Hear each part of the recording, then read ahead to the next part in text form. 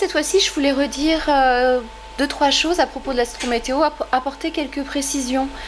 Euh, Parce que souvent, on me pose des questions. Donc, déjà par rapport à l'astrologie lunaire, puisque l'astrométéo, c'est chaque semaine de l'astrologie lunaire et les aspects. L'astrologie lunaire, qu'est-ce que c'est? Moi, je me sers des travaux d'un astrologue du XXe siècle qui s'appelle Alexandre Volgin et qui a beaucoup travaillé sur l'astrologie lunaire. Et donc, voilà, quand je parle des maisons lunaires, c'est par rapport à son travail à lui, en fait, que je me réfère à son travail à lui. Donc, l'astrologie lunaire, les maisons lunaires, c'est en fonction du cycle lunaire, c'est-à-dire l'écart qui existe entre le soleil et la Lune. Selon l'écart, en fait, eh bien, il y a différentes maisons. Et ces maisons, en fait, ont des significations différentes. C'est une astrologie très, comment dire, pratique, très facile à appliquer au quotidien. C'est vrai que de toute façon, la Lune, c'est quelque chose qui est lié au quotidien.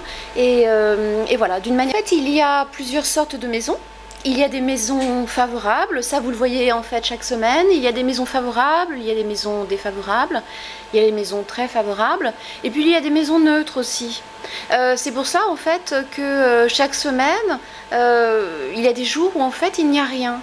Bon, c'est pas parce qu'en fait il n'y a rien, c'est parce qu'en fait les maisons en fait qui sont liées à ces jours-là sont des maisons neutres. Donc en fait à ce moment-là je n'en parle pas.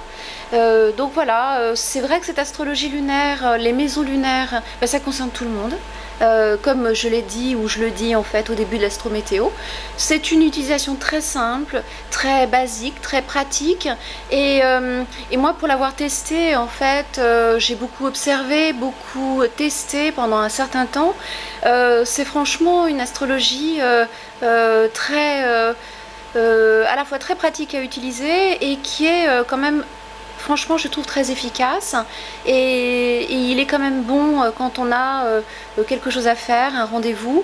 Il est quand même assez intéressant de caler ses rendez-vous dans les jours qui sont plutôt favorables ou en tout cas surtout d'essayer d'éviter les jours qui sont défavorables.